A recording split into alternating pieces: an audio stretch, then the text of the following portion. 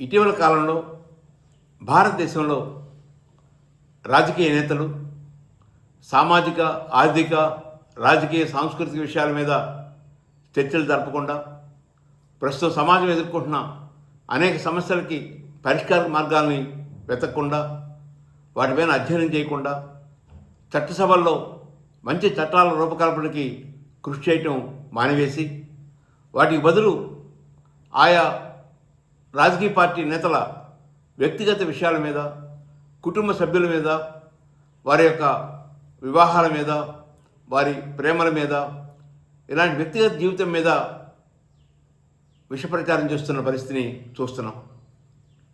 ఇది మంచి పద్ధతి కాదని జనచైతన్య వేదిక భావిస్తూ ఉంది.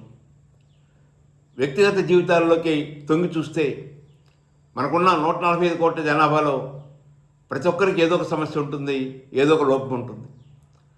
వాటిని ఎత్తి చూపించే కార్యక్రమమే రాజకీయ పార్టీల యొక్క, రాజకీయ నేతల యొక్క ప్రధాన కర్తవ్యంగా భావిస్తే ఈ సమాజం ముందుకెళ్ళదు. పరస్పర దూషణలు, వ్యక్తిగత కక్షలు, అసూయలు ఇవి పెరిగి సమాజంలో అశాంతికి దోవతీస్తుంది.